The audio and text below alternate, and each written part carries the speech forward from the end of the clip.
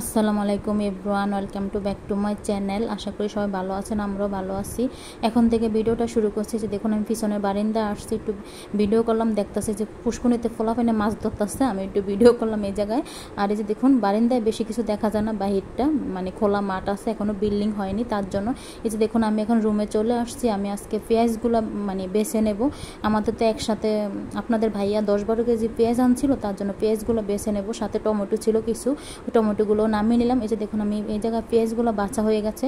এখন আমি যে টেবিলটার উপরে পেঁয়াজগুলি সব আমি বিছিয়ে রাখবো। যে দেখুন কিছু পেঁয়াজ হাজিতে আছে, কিছু চালুনে আছে, মানে আমি বেছে নিয়েছিলাম, তার জন্য কিছু পেঁয়াজ আবার নষ্ট হয়ে গিয়েছিল। তারপরে মানে ভিতর থেকে আমি ভালো করে পরিষ্কার করে নিয়েছিলাম, অর্ধেক নষ্ট হয়ে গেছে, অর্ধেক ভালো ছিল। যে দেখুন চালুনের উপরে কিছু মানে সোলার মতন, এগুলো আমি মানে বাচ্চা চিন্না নিয়েছি। এই যে দেখুন আমি এখন রুমটা ঝাড়ু দিয়ে নেব।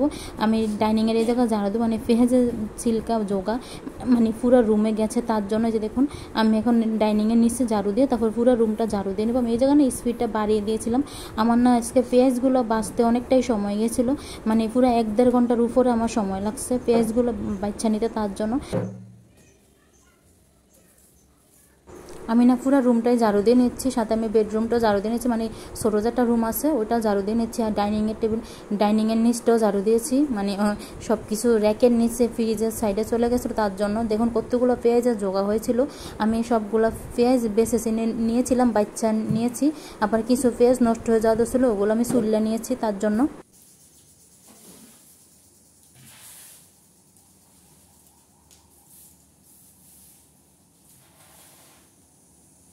আমি না ঝাড়ু দেওয়ার পরে পুরো বাসাটা মুছেছিলাম।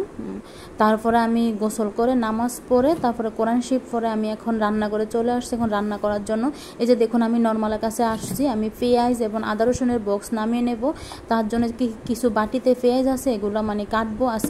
আজকে কিছু পেঁয়াজ বাচ্চা রাখছিলাম ওইখান থেকেই, তার জন্য এই যে দেখুন আমি পেঁয়াজ নামিয়ে নিয়েছি। এখন আমি রান্না করে চলে যাব। আজকে রান্না করব মুগ ডাল দিয়ে মুরগির মাংস রান্না করব, তার জন্য আমি আজকে না আমি ইফতারি বুট বা পেঁয়াজও কিছুই তৈরি করব না। আজকে আমি সন্ধ্যার সময় ভাত খাবো ইফতারিতে, তার জন্য যে দেখুন আমি মুরগির মাংস হলুদ দিয়ে মেখে রেখেছি। তারপরে যে বাটিতে ডাল আছে, আমি ডালটা হালকা করে ভেজে নেব, তারপরে আমি রান্না করবো। এই যে দেখুন আমি এখন মুরগির মাংসটা আমি ভেজে নিচ্ছি, লবণ হলুদ দিয়ে আগেই বলেছিলাম।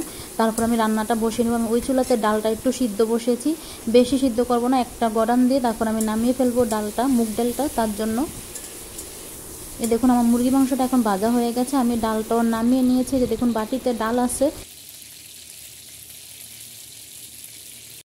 এই যে মুরগির মাংস ভাজা তেলে আমি পেঁয়াজ দিয়ে দেবো, তারপরে গরম মশলা দিয়ে আমি পেঁয়াজটা ভেজে নেবো। আজকে না আমি আর বেশি কিছু রান্না করব না, আম্মার জন্য মাছ রান্না করেছি আর আমার জন্য আমি মুরগির মাংস মুগ ডাল দিয়ে রান্না করব, তার জন্য আর বেশি কিছু রান্না করবো না। যে দেখুন গরম মশলা দিয়ে দিয়েছি, পেঁয়াজটা ভাজা হয়ে গেছে। এই পর্যায়ে আমি আদা রসুন বাটাটা দিয়ে দেবো।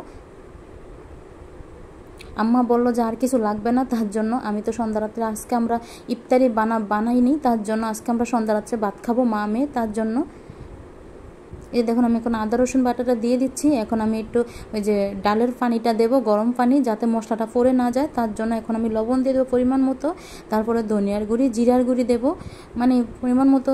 এখন আমি হলুদের গুঁড়ো দিয়ে দেবো, তবে আমি না কৌটাগুলো সাইডে রেখে কাজ করছি, তার জন্য নিতে এভাবে দেখুন আমি মশলাটা এখন মিশিয়ে দিচ্ছি। এখন আমি এই পর্যায়ে অল্প পরিমাণে পানি দিলাম, পানি দিয়ে কষিয়ে নিয়ে আমি অল্প পরিমাণে মরিচের গুঁড়ো দিচ্ছি হালকা কালারের জন্য তরকারিটা, তার জন্য এখন আমি মুরগির মাংসটা দিয়ে দেবো। মশলাটা কষানো হয়ে গেছে আমার। এই যে মুরগির মাংস দিয়ে আমি কষিয়ে নেব কিছুক্ষণ। এই যে আমার এখন মুরগি মাংসটা কষানো হয়ে গেছে, এখন আমি ডালটা দিয়ে দেব, মুগ ডালটা দিয়ে আমি ভালো করে কষিয়ে নেব, তারপরে ঢাকনা দিয়ে দেব। আমার না আজকে বেসিংয়ে হাঁড়ি পাতিল জমেছে, তবে এগুলো আমি ধুয়ে নেব অফ ক্যামেরায়, তার জন্য আমি তরকারিটা ঢাকনা দিয়ে রেখি, তারপরে প্লেট বাসনগুলো ধুয়ে নেব। মানে আমি মাছ রান্না করেছিলাম, সাথে আমি শাক রান্না করেছিলাম, আর আমার জন্য আমি শুধু মুরগির মাংস মুগ ডাল দিয়ে রান্না করছি। দেখুন আমি ঢাকনা দিয়ে রেখে দিলাম।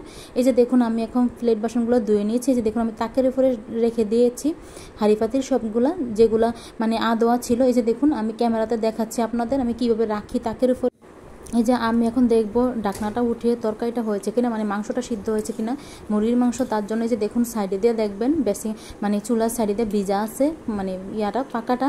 এই জায়গায় না বেসিংয়ে হাঁড়ি পাতিল ধুলে পানি পড়ে, আমার চুলাটাও ভিজে গিয়েছে, তার জন্য এই যে দেখুন আমার তরকারিটা হয়ে গেছে রান্না করা, মুরগির মাংস সিদ্ধ হয়ে গেছে, তার জন্য এখন আমি গরম মশলা দিয়ে দেব। গরম মশলা দিয়ে আমি কিছুক্ষণ রেখে নামিয়ে নেব, তার জন্য এখন আমি দেখব ডালটা সিদ্ধ হয়েছে কিনা, মুগ ডালটা। এখন যে দেখুন আমার ডালটাও সিদ্ধ হয়ে গেছে।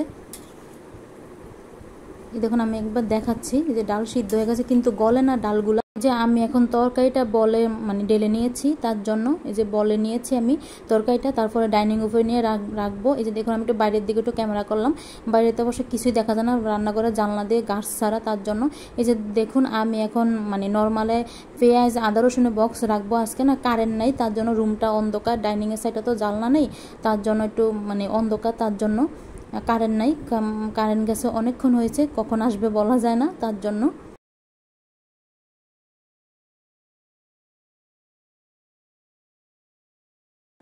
এই যে আমি এখন শরবত বানিয়ে নেব, তবে আজকে না আমি চিরা শরবত বানাবো না, শুধু ট্যাঙের শরবত বানাবো। আমরা মা মেয়ে সন্ধ্যার সময় শরবত খাজুর খেয়ে তারপর আমরা ভাত খাবো, তার জন্য আজকে আমরা সন্ধ্যার মানে ইফতারি করব ভাত দিয়ে। এই যে দেখুন আমি ট্যাংটা নিয়ে নিচ্ছি, এখন আমি ট্যাঙের শরবতটা বানিয়ে নেব, তার জন্য মানে আগে থাকতে বানিয়ে নিচ্ছি, যাতে মানে ট্যাংটার সাথে তো চিনি মিক্স করা আছে, যাতে চিনিটা গলে যায়, তার জন্য একটু বেশি করেই বানিয়ে নিচ্ছি। সন্ধ্যার পরে তো দেখা গেছে পানি খাওয়া পরে ট্যাঙের শরবত থাকলে খাওয়া যাবে, তার জন্য। এই যখন আমি শরবতটা বানিয়ে নিয়েছি, এখন আমি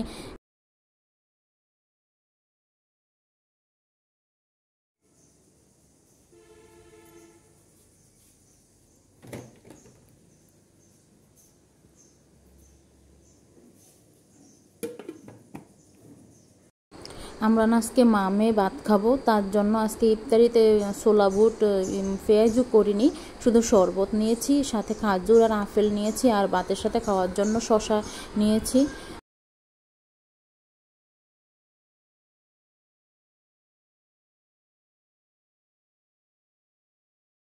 এই যে আমরা এখন সেহরি খেতে উঠেছি, আমি সেহরি খাওয়ার সময় একটু ভিডিওটা করলাম। এই যে দেখুন আমি এখন নর্মালের কাছে চলে আসছি, আমি ফ্রিজ থেকে কলা নামিয়ে নেব। আমার আম্মা কলা দিয়ে ভাত খাবে, কলা দিয়ে দুধ দিয়ে, তার জন্য আমি আগে সব কিছু টেবিলে রেখেছি, এখন আমি কলাটা নেওয়ার জন্য আসছি।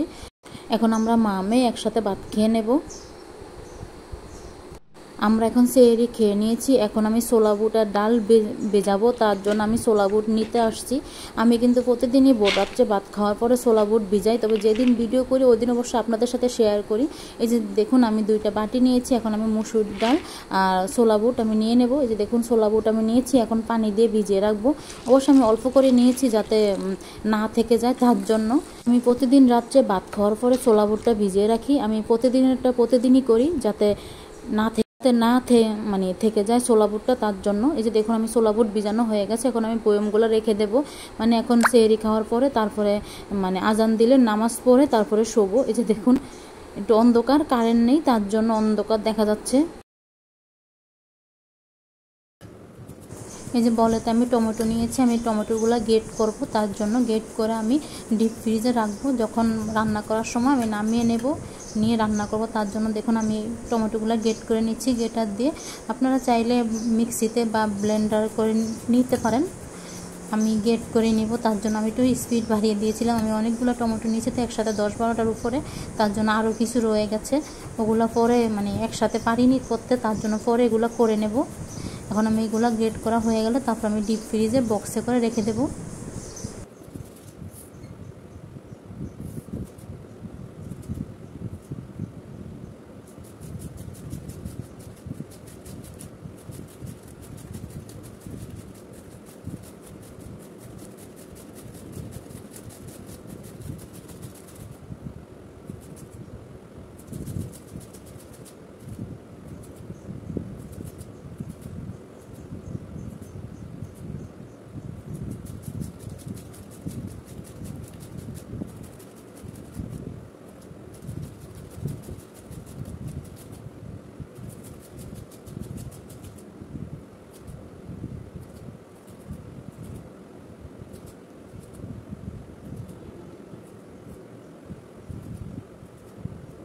আমি টমেটো গ্রেট করতে গিয়ে আমি হাতেও ব্যথা পেয়েছিলাম, মানে আঙ্গুলের ভিতরে লাগছিল, পরে দেখলাম যে না মানে কোনো কাটেনি হাত আঙ্গুল, তার জন্য। এই যে দেখুন আমি টমেটো গ্রেট করা হয়ে গেছে, আমার একটা প্লেট হয়েছে।